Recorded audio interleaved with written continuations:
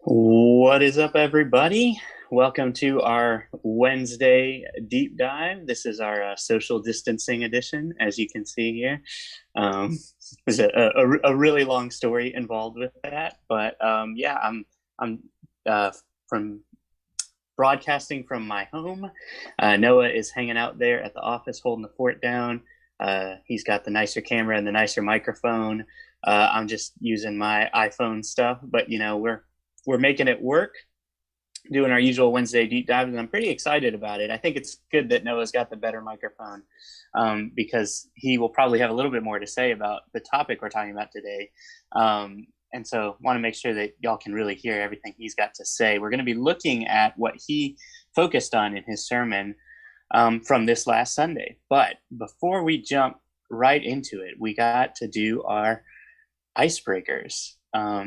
Have you had time to think of an icebreaker today, Noah, or were you in the middle of were you running around getting all the equipment set up and didn't get a chance to think of something this time around? No, I haven't really thought of an icebreaker yet. So if you want to go ahead and come up with one, I'd say so. I'm trying to test our audio real quick and make sure I'm live. Make sure everything Yep, is going. perfect. Is are we good to go? Yep. Okay, cool. Yeah. It's been a crazy day. Like we said, we're just trying to make sure all the audio, make sure everything's working good, and make sure that y'all can hear both of us well. Right. But okay. I got an interesting one just with Christmas kind of right around the corner. I'm curious, Noah, what's like the strangest gift you ever received? Ooh, that's a good question. The strangest gift I've ever received. Huh. I think. Huh. It's probably. I would say so. A lot of people know that I write, and I end up getting a lot of journals around Christmas time because a lot of people know I write. So I have maybe like Uh-huh. 6 to 7 journals, and so like it's I always expect every Christmas that I make like a new friend, and they find out I'm writing to get like another journal. And so when they surprise me by getting something different than a journal, I'm like, oh wow, okay, cool. So I would say that happened a couple years ago now. I got a little, what was it? I got basically this little Cthulhu knitted um, Uh-huh. beanie. I don't know what you want to call it. It's like it's not a beanie. It's not like something you wear. It's just like a little Cthulhu little uh, um, What's a figurine. Cthulhu? Cthulhu is a mythical creature that looks kind of like an octopus and a squid put together.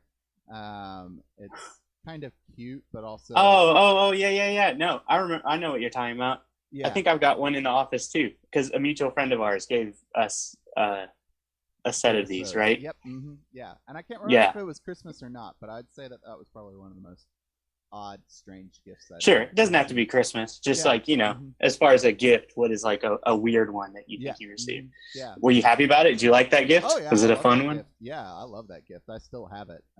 It's like my favorite gift right now. So it's like sitting up on a shelf in my room right now, and I always think back about Avenue and everything because of it. So, but it was probably definitely the weirdest one because it's got like a little top hat and it's like green, and it's just yeah, it's funny. Yeah. What about you? What's your favorite gift or weirdest gift? That's great. Weirdest gift. Yeah, the weirdest gift I think I ever received. Um, it was fun. It's not like odd, like you wouldn't expect it, but it was just weird as in I wasn't expecting it. It wasn't something I ever expected to get. Yeah. It's real basic, real boring gift, but it was like my favorite thing ever for the longest time, which was uh, my wife Adrienne, her grandmother gave me like the most like basic dad house shoes ever, which I was just like, I don't know where that came from. Was I was not expecting that as a Christmas gift, but I mean, I loved those house shoes. I just leaned full on into like dad mode and was just like wearing those around the house all the time. Huh. They used to wear them go check the mail, go outside, go, um, you know, like just I don't know. It was one of those things that I just ended up using a ton. I not it's one of those gifts you never necessarily would have asked for, but it ended up being really useful. So I'm kind of in a mode lately where those are like my favorite types of gifts, is just like really useful, efficient gifts that you end up using. I prefer that to just like random little things that I have to like find a spot for somewhere in my house. I'd rather it be boring stuff that's really useful. I feel that. By the way, no, we just got a comment. I think your microphone is way quieter than mine, someone said on the stream. So you might see if you can turn your mic up a little bit more. Okay. I think you can do it right from that ATEM Mm-hmm. thing. There's the up on arrow. Yep. Got it. I'm trying to remember if I'm Cool. channel 1 or channel 2. I think I'm channel 1. Yeah.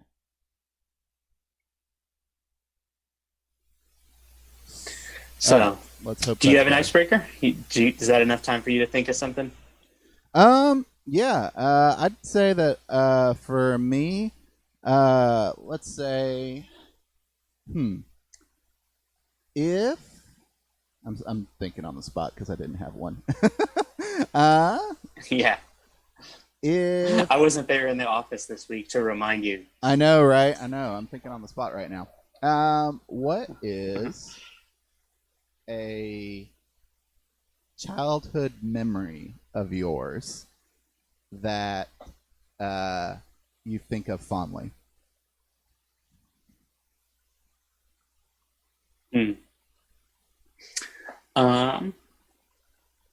That's a good one. I actually have a lot. I like to tell people, just in general. I think I had one of the best childhoods possible. So there's a lot of really good memories. I know a lot of friends of mine were not necessarily blessed that way, but I've got a lot of fun ones.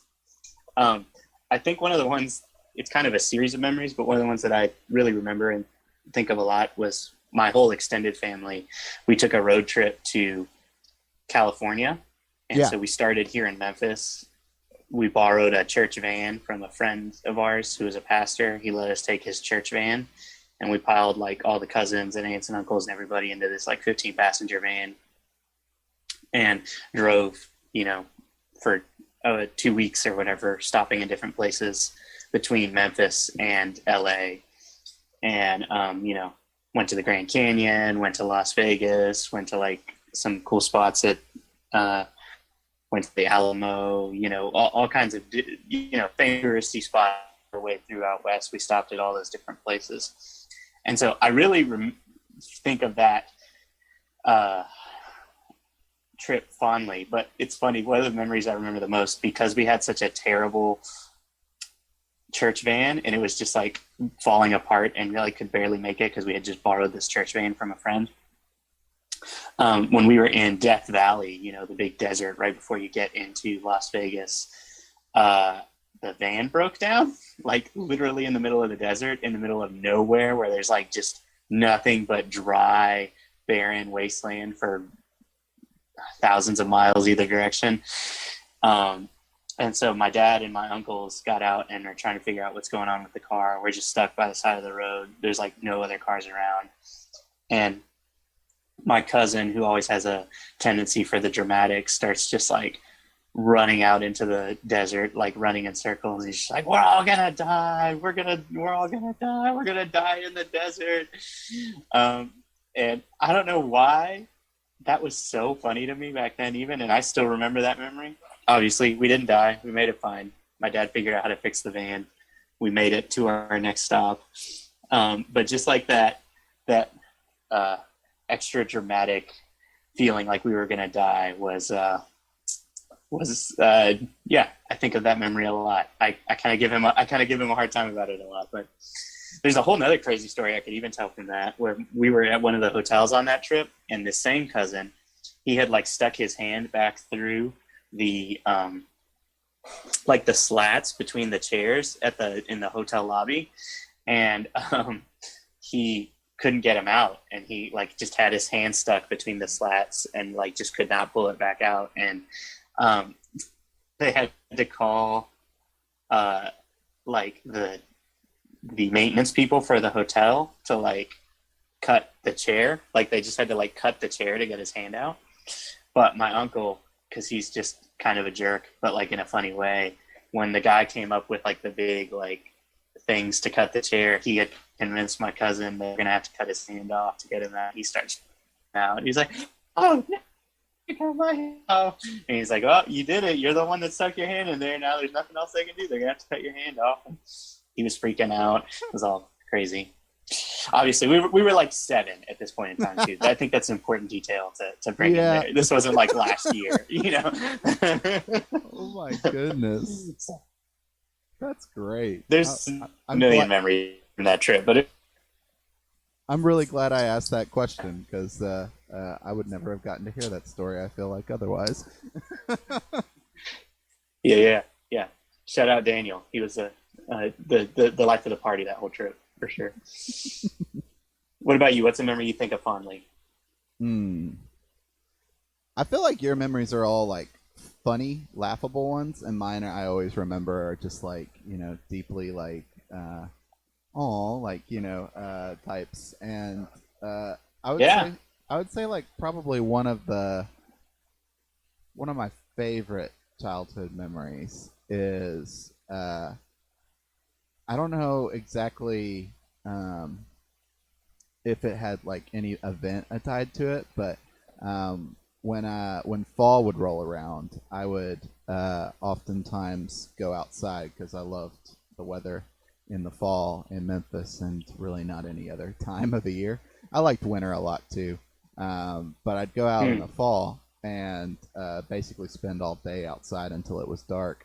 And I would go. We had like an acres length place, and so I would like journey around my like yard and everything with a little. My dad worked in a pool table business, and sometimes he'd get pool cue shafts. That's the top of the pool cue that was just warped or bent, and so you couldn't sell those because they were bent. And so he just had a bunch of those lying around everywhere.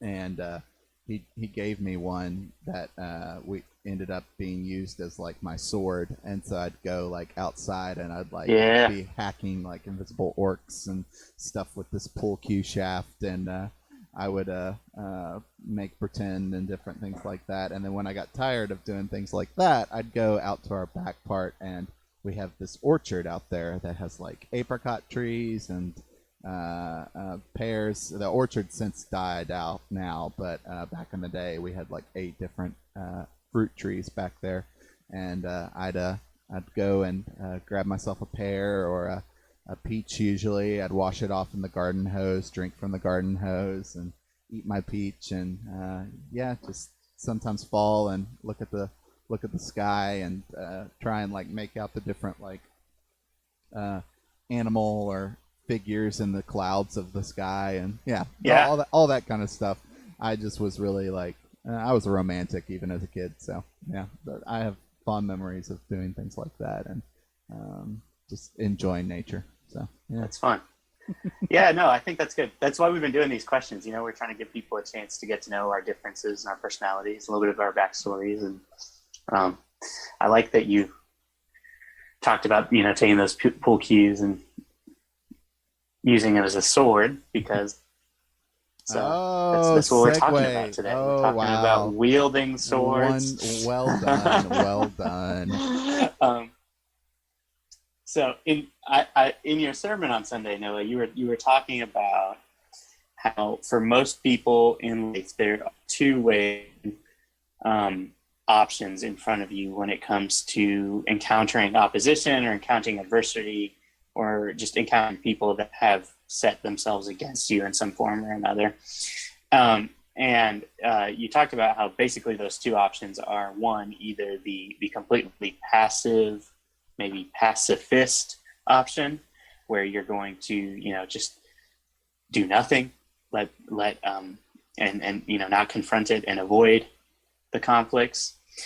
Or there is the more adversarial, confrontational option, which generally can also be accompanied by by violence, and wielding the sword is kind of the biblical way that they used to talk about a lot of those sort of issues.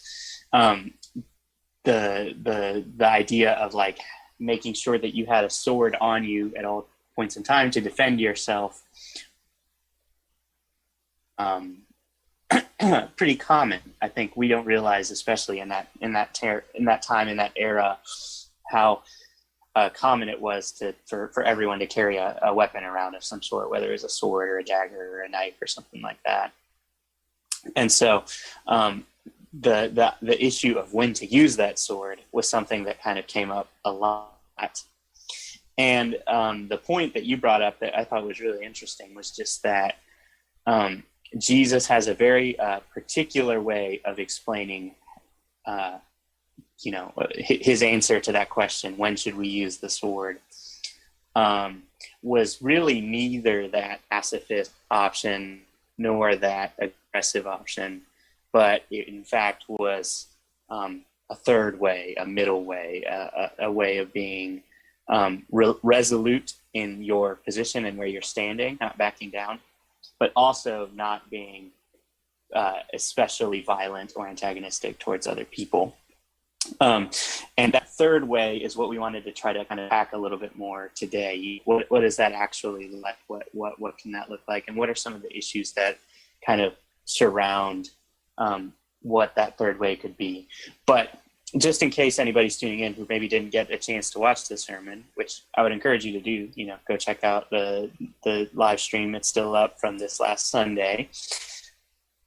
And we have a podcast now too. So this church streams are on the Wayfarers CC podcast, which, by the way, Noah, it's wayfarerscc.com. You always say .org. You said .org on Sunday too. I did say it's not .org. No. .com, everybody who's paying attention. It's .com. But anyways, for those that didn't get a chance to tune in, how would you describe that third way? What's the specifics of how Jesus encourage people to live in a third way, a third option that was neither that pacifist option nor that aggressive option? Yeah. So I'd say that one of the most important things to look at in the Bible in particular is that for a lot of time of the Old Testament, you have a lot of violence, right? You have a lot of people claiming what is theirs violently, and the slow story of the Old Testament is that God is training the Israelites throughout their journey in the Old Testament away from that very brutal way of conquering and into a way of defining themselves differently than the rest of the world and society at that time did in the Old Testament. So you'll see it especially in the fact when you look at a lot of the Babylonian and different Assyrian, that's the word, thank you, Babylonian and Assyrian cultures, they often would basically the spoils went to the victor, and it was very much tied, all of their morals were tied to the survival of the fittest, really. And really the Old Testament and the Torah is really the first introduction of any type of way in which the weak and those incapable of fighting for themselves are actually just as valued as the fighting men are. And so you start to see this shift. Some people would argue that it didn't happen fast enough, and there are good arguments for that. But regardless of that, if you're to look just at the Old Testament and compare it to the rest of the cultures and books that we have from the different cultures, I don't think that you can disagree with the fact that they were way more progressive than any other culture around them when it came to this.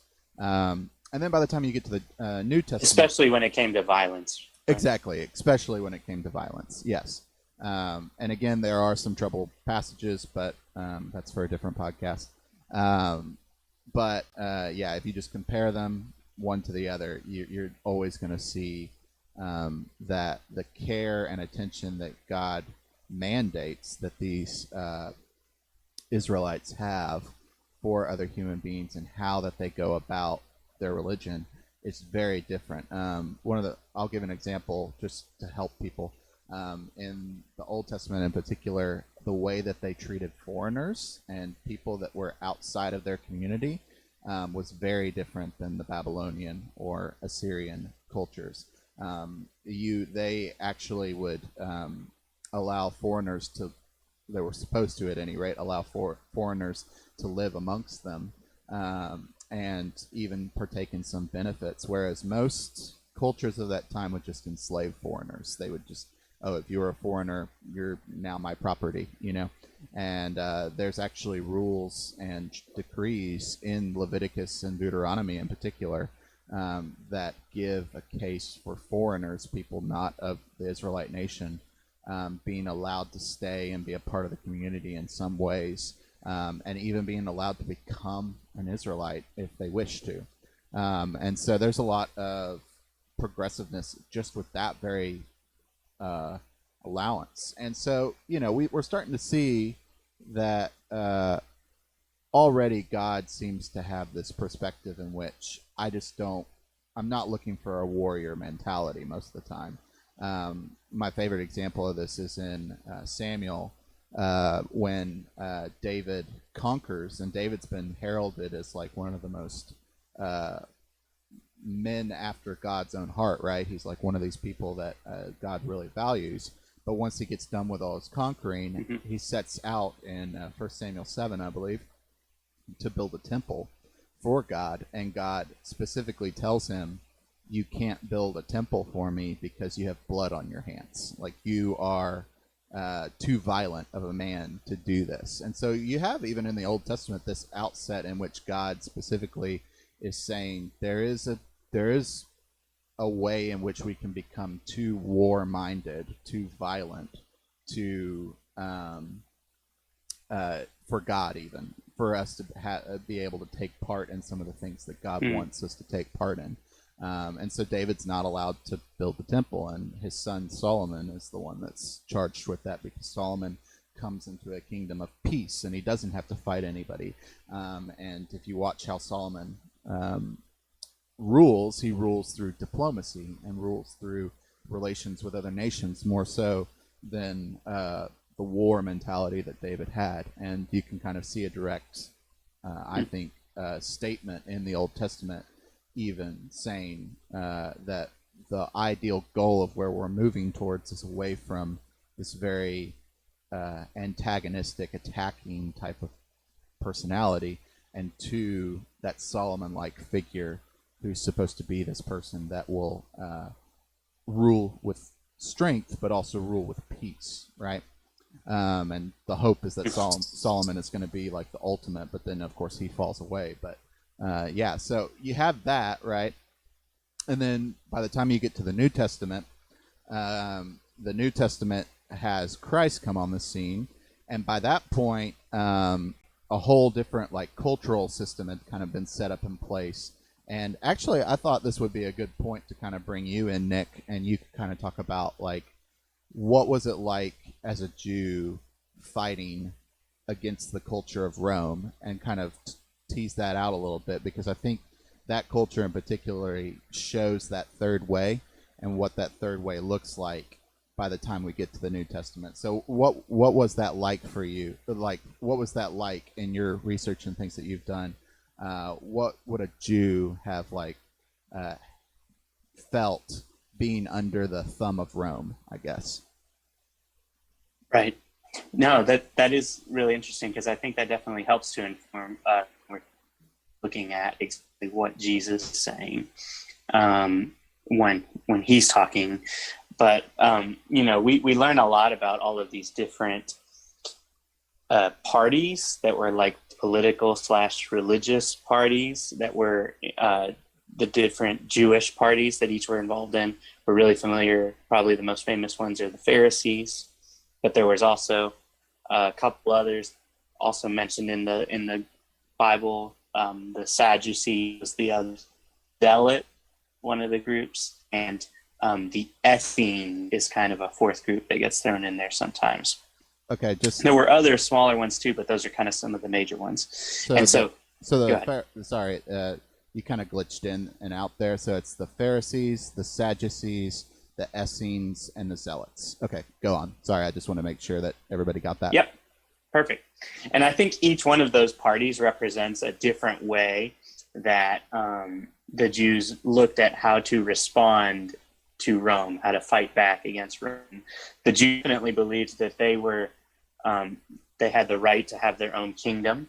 They themselves had been conquered by the Roman Empire, and so they viewed the Roman Empire as a oppressive, imperial, colonizing force. They were trying to overthrow that empire. And so there were a few different ways they did it. The Sadducees were the ones who just kind of gave into it. They were like, yeah, that's fine. We will accept our Roman overlords as long as they let us take over the religious institutions. And so the Sadducees were in league with the Romans. They worked together with the Romans. And in return, the Romans gave the Sadducees the most political power, specifically, had a lot of political power. So the high priest was a Sadducee. Many of the elders, the ruling elders in Jerusalem, were Sadducees. And basically they had a lot of the political power by kind of going in league with the Romans. The Pharisees were firm Romans, and their goal was to instead have God be the one that ended up helped to conquer the Roman Empire. So they were really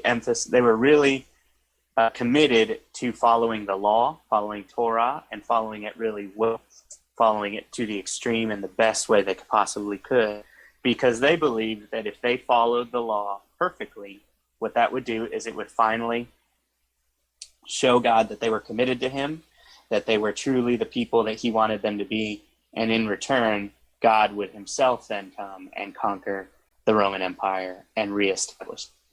So, like, we're gonna like be the best religious people possible and let God be the one that does the violence.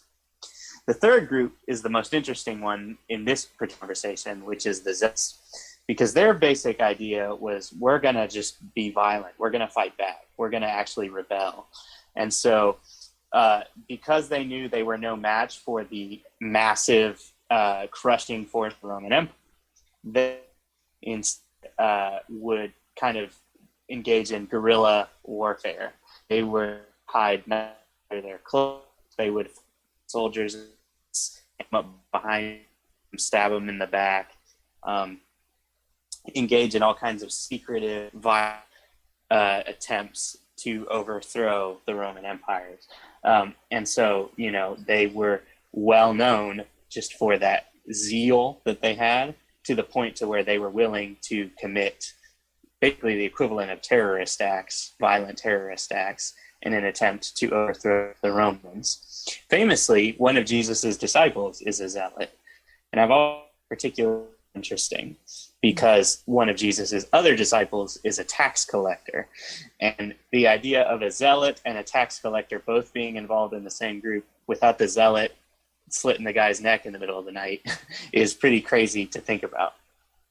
And then the final group you had was the Essenes, who basically they just decided, we're just going to leave. We're just going to out into the wilderness. We're going to start our own communities, our own cities out in the middle of the wilderness. And that is going to be our we're just going to stay out there and wait for judgment and destruction to come on the Roman Empire. And then once it all gets torn down, we will come back and we'll come back to the temple. We'll come back to Jerusalem. And so all of those parties, I think it's really interesting. Those are the groups Jesus is talking to, but they have a lot of similarities to how a lot of us today respond, especially Christians. I think Christians tend to fall in similar parties to those early Jewish parties when it comes to opposition or oppression or things that we think are, things that are set up against us. You have, certain groups that may be more like the Sadducees, who basically decide we're going to align ourselves with whatever political powers are out there.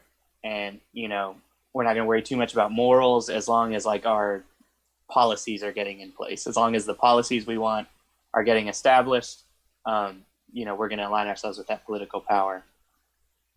The Pharisees can be kind of the more religious groups that are basically just saying, we are going to pray that God is the one that judges people, and these are the kind of people I think that you would often connect maybe with people at protests that hold up signs, that say God hates you, God's judging you, or, maybe even versions of certain street preachers that get out there and just preach about how God's going to condemn you and you're going to hell.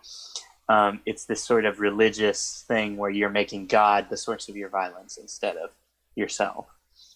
The Zealots is a group that I don't know that we've seen much of in America specifically, but I worry that it may not be that far behind with certain groups of people who are just so committed to what they consider the cause of God that they are willing even to be violent if it needs it. And so there's online, I've done some research on just certain kind of interesting extremist Christian groups that want to have, they stockpile guns and they're like sitting there ready for a war, ready to fight people.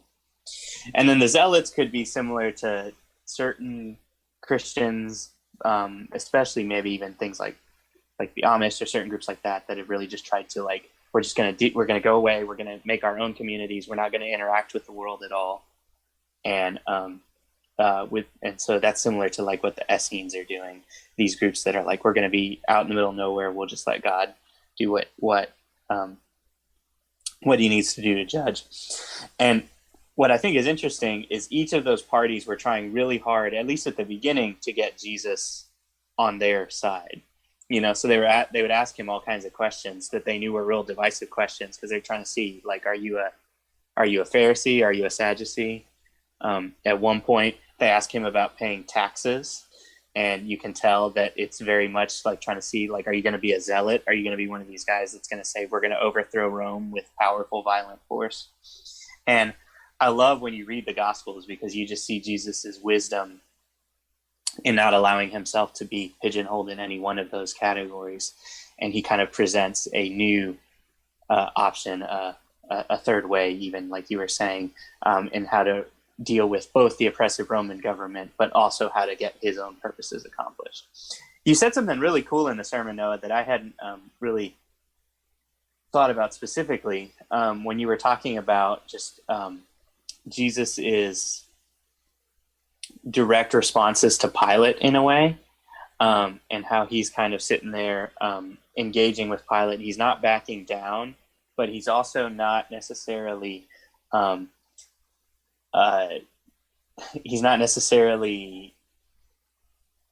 cowering. Cowering before him. But you can tell, and I think that was really interesting, just to look at how Jesus responded to that same oppressive Roman government represented by Pilate. Well, why don't you kind of re-emphasize that a little bit? What do you think was the main thing that Jesus was doing in that moment? Yeah, so if you watch what happens after he is arrested, you'll see how every time he's interrogated, he does not comply with their interrogation. I think a little bit of this is, one, he knows where this is all headed anyway, and that he knows that these interrogations are really just a sham. The Jews have said, even Luke says this before all the stories happen. Luke says that they were intentionally plotting to kill him. So in some sense, the trial, all the stuff that he's going through is really just a way for the Pharisees to find a legal loophole to get him on a cross, And so in this moment, Jesus is not just, okay, I need to go to the cross, so I'm just going to throw my hands up and let you take care of me, and I'm going to let you beat me black and blue, and I'm just going to play like a fly on a wall to this, and just let you abuse me, right? Instead, what he does is he resists every attempt for them to to trap him in a legal loophole that will get him on the cross, right? And so when they ask him questions, he's like, "It is as you say," or he gives very dodged answers to this, because I think in his mind he knows that they've already made up their minds. This is not a case in which he's trying to convince them. And so what he is doing is silently resisting against what they're doing,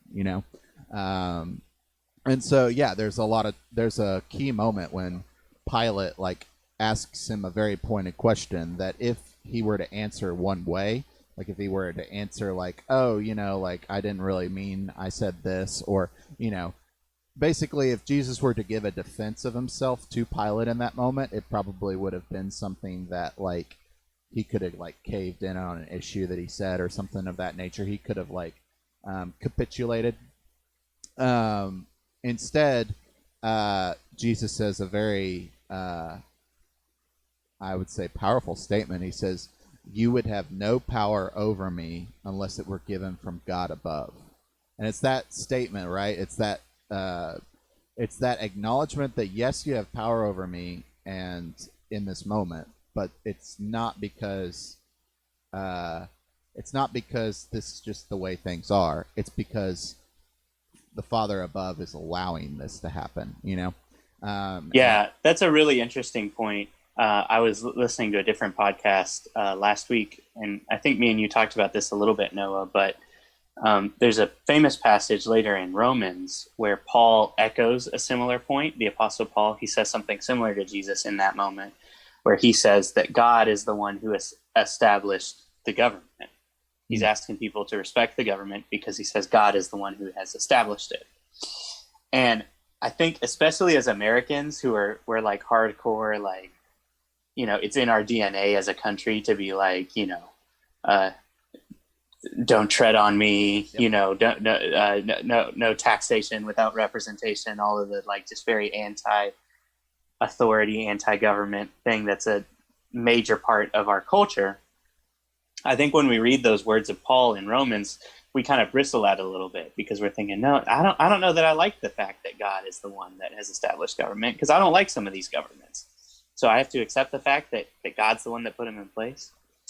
But this theologian I was listening to on the podcast, he made a great point where he said that you have to understand that in that day and age, that was actually a really controversial thing for Paul to say, because basically the emperors, the kings, the rulers of that day and age, they believed that they were, had all power and authority, that they were the ones who had gained their power and influence. They were the ones that were in charge. They were the ones that were, the buck stops with them. Ultimately they were the top of the pyramid, the very top of all authority in the land. Nothing went higher than them. They had the final say in everything. And so Paul is looking directly at those emperors, looking directly at those kings, looking directly at those governments. And he is saying, no, he's you only have that power because God has given it to you. You may think you're the very top of the totem pole, but God is the one who is kind of above you. And so in some ways, that passage, which sounds kind of weirdly conservative and conformist to us, was actually just super nonconformist and super controversial for that day and age. Yeah. It was something very interesting that Paul was saying. And again, I don't think it just popped into Paul's head. He was getting it from looking at the way Jesus has dealt with government, and even specifically the way he talked to Pilate in this moment. And he said, any authority that you have is just because God has given it to you. And that was a very interesting and I think important thing for all of us Christians to remember, who the very top of the authority totem pole is. Yeah. So basically you have this roadmap that a lot of people take, where they take this zealot option, right? Where they, really survival of the fittest, I would say, is the motto for this kind of movement, right? And it's, whoever's in charge has the authority. has the supreme way to define how the world operates, and so it's all about seeking power. And our main goal in life is to find power and gain power at any cost, because if we can gain power, then we can control how things work, and usually we gain power through violence. That's the first option, right? And so if we want to make the world right, we've got to make the world right by being violent. The second option would be let's use diplomacy. Let's never fight. Let's always be this kind of cowering person, and even times whatever's in power is in power, and really all we need to do is just kind of submit to the powers that are in the world right now, and really we're not attempting to change the world at all. We're just allowing whoever's in power to dictate how things go, right? And so this third way is the way that I see Jesus doing, which is changing the world, changing how everybody in the world lives and operates today. I mean, no one would deny that Christianity has affected millions of lives at this point. But doing so not through the quest for power. And it's doing so through submitting sometimes, and through these actions in which he resists the powers that are in play, but does it not with a sword. And that's really the third way, is silently resisting is the words that I kind of put to it, where you're not giving up, you're not hopeless, you still have hope that you can change the world, but you're also not taking it into your own hands to attempt to change things, right? I think about this from the perspective of actually the Garden of Eden. In the Garden of Eden, Adam and Eve were primarily charged with an option. They could either live under the rules and regulations of God and then rule over other creatures, over animals. That's their like their job. vocation. Yeah, their vocation. Their vocation is to rule over the other animals. And actually, I think you talked about that in one of your sermons, Nick, because they're not just there to enjoy, but they're also there to work and cultivate the garden. They're there to be this ruler even over the realm of Eden, right? And as they're there in the garden, the one choice that's put before them, the choice that they're not supposed to take of, is this fruit that God says you can rule over everything in the garden, but you can't have and rule over this specific tree. You can't have the fruit from this tree, right? And what the sin, I think, of the Garden of Eden is humans saying that I will deny the rule of God, and I will seek and quest after authority and the freedom to be able to eat of any fruit I want to, right? I will have free autonomy, freedom of will to be able to choose whatever I want, and I can have this fruit whether or not God says I should or shouldn't. And I think that's the original sin, is this quest that humans have to take from life something and make it their own, and then rule from that position. And so that's the thing that you see Jesus never doing. You never see Jesus taking advantageously for his own purpose and for his own self. You never see him trying to raise himself up. You'll see it oftentimes. It's not him that raises himself up, it's the Father that raises him up. And so you see that his kingship is allowing others to raise him up on a cross, and it's this mock kingship, right? And all of this ties together in a beautiful way. It's essentially Jesus throughout this entire Calvary story is saying, I am never going to take of that fruit. I'm never going to eat of the fruit of knowledge of good and evil and define how I'm going to live on my own terms. Instead, I'm going to let the world around me, and God in particular, I'm going to trust in God to raise me up and to lift me up. And he does. He raises him up on the third day, right? He resurrects. And that's the idea, is that the ultimate sin is that sin of wanting to claim what is yours for yourself, right? And Jesus, in this moment and the moments that follow, him not being passive, right? He's not giving up, but he's enacting this third way where he is taking the road in which the Father has laid out for him, the road of kingship, the road of authority, but through the way the Father has done it. And so that's really that's kind of that nuanced way to think about it, is think about it in terms of humans always are questing for this like thing in their lives. They're always searching for something in their lives to give them meaning and fulfillment. And oftentimes they take and control and manipulate to get that thing. And that's what you don't see Jesus doing, even at the extent of his own life, right? He doesn't even try and save his own life. And that's really what we're getting at here with this third way, is in not attempting to save his own life, Jesus is also saving everybody else's life. And so it's this both and. It's this becoming king but also submitting. That's the double-sided coin, and that's what this third way is. Yeah, there's a really famous passage many of you have probably heard that I think sums up a lot of what you're talking about in Philippians, where in chapter 2, where it's kind of describing the attitude that Jesus took, especially to his own authority and kingship and him being king. And it talks about his humility, and it's something that we as Christians are told to emulate in this passage. And so I'll just read it for you here. It's Philippians 2. I'm going to start in verse 5. In your relationships with one another, have the same mindset as Christ Jesus. So we're having the same mindset, the same third way. It says, who being in the very nature God, did not consider equality with God something. And then here it says to be used to his own advantage in the new translations. The old ones say something to be grasped. Mm-hmm.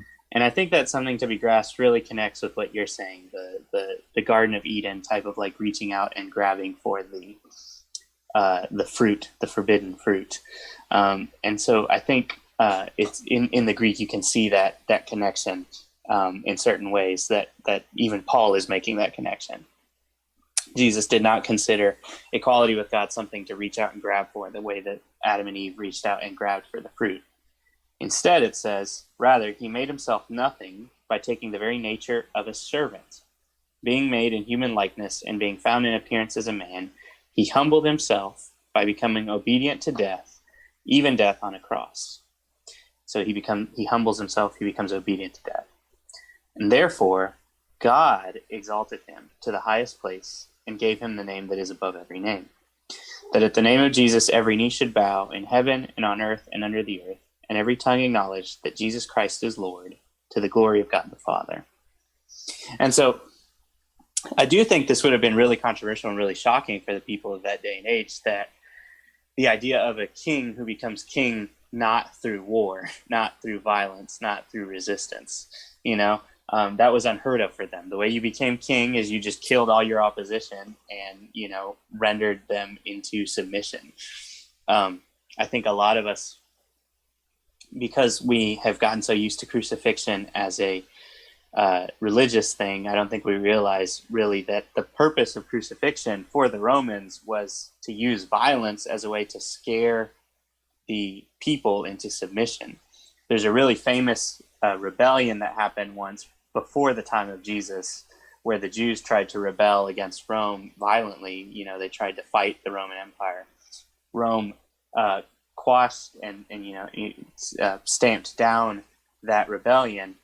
And as a message to the Jewish people, they took all of the men of fighting age that had participated in this rebellion, and they crucified every single one of them at every mile marker along the entire entrance into Jerusalem.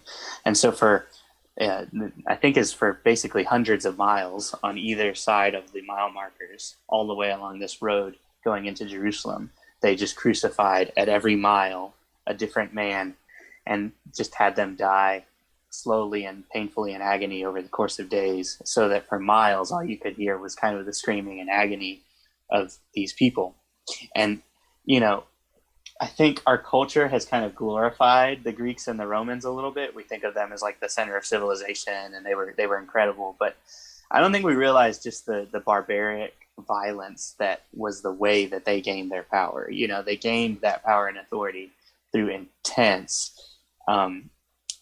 subjugation of people through violence.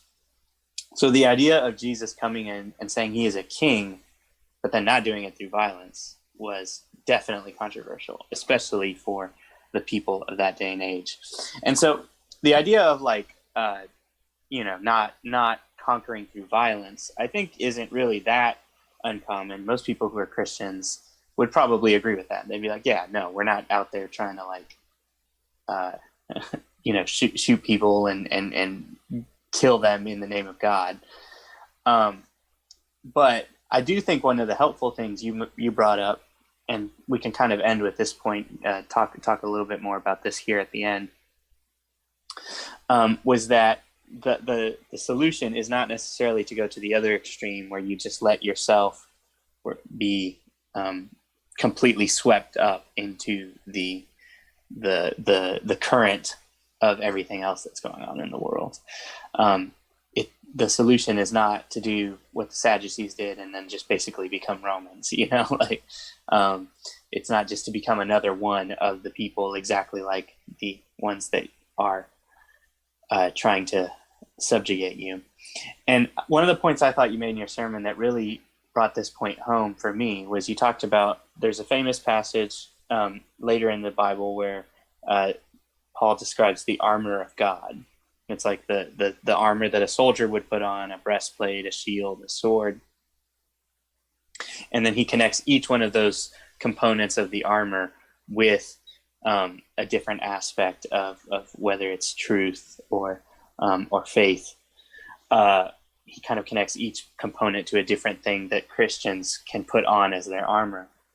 But you made a great point that once you put on all of that armor, you don't then go fight, but you stand.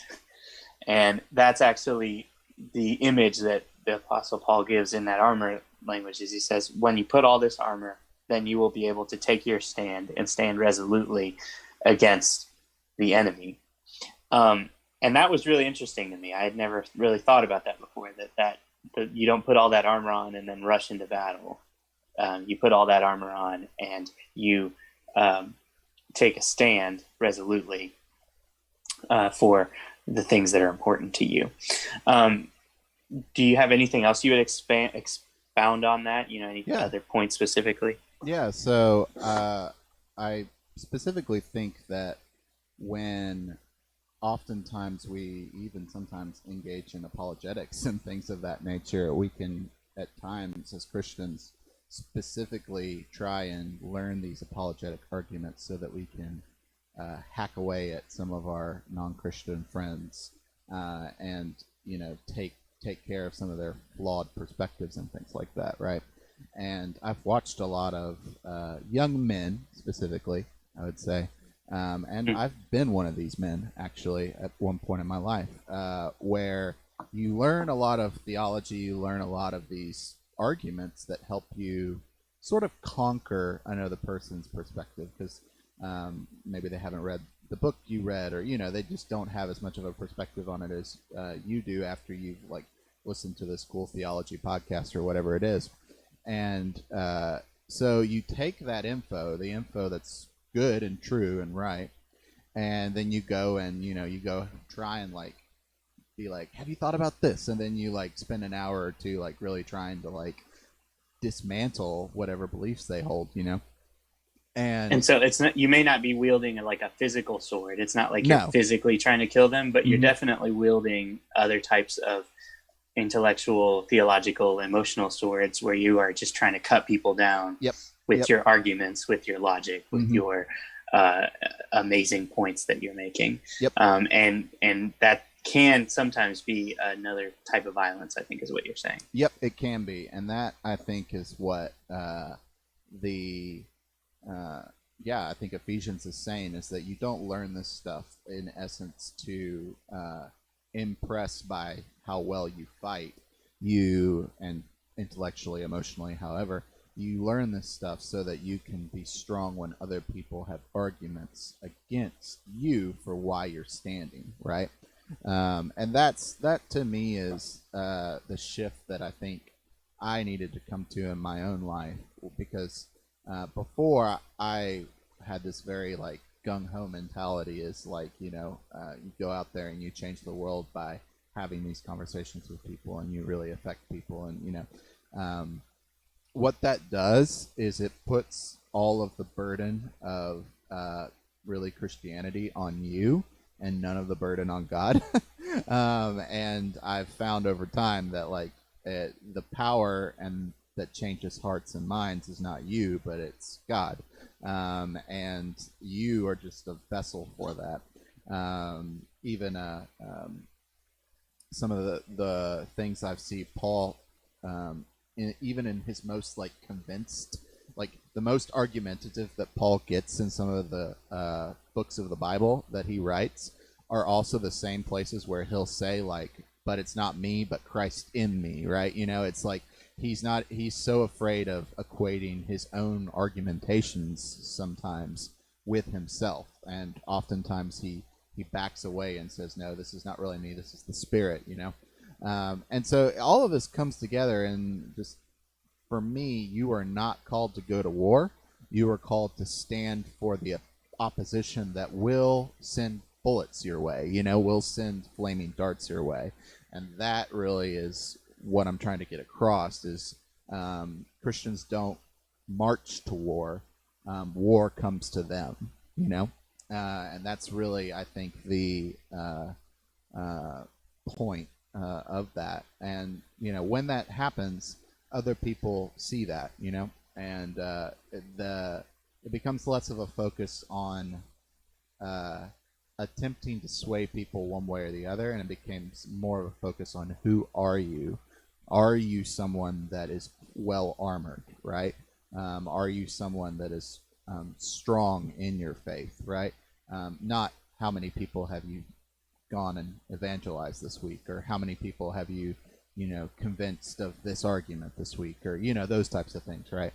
And so I think that's the shift you need to make, right? And honestly, I think that needs to affect our politics too. I think we as Christians need to stop wanting to legalize our own perspective on people that don't believe the way we do. I don't believe in taking our morals and making them the law of the land. I just don't.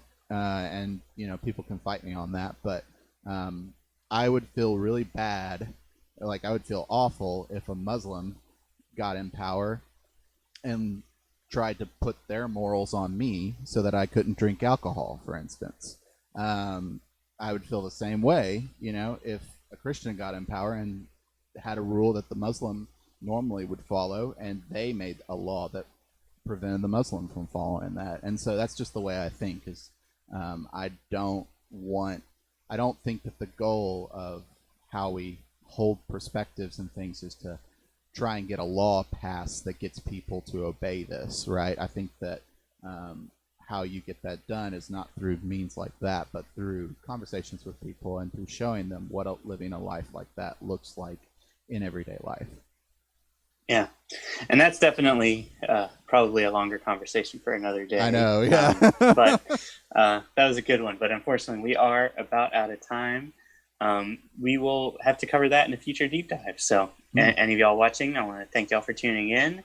I encourage you to check out our Sunday services as well at 7. Check out the future deep dives. We might be dealing with that specific topic here soon. I know it's one that me and Noah have been talking a lot about ourselves too. So if you want to hear more, just encourage you to tune in and, share it with your friends, share the podcast, share the links to the streams, and we will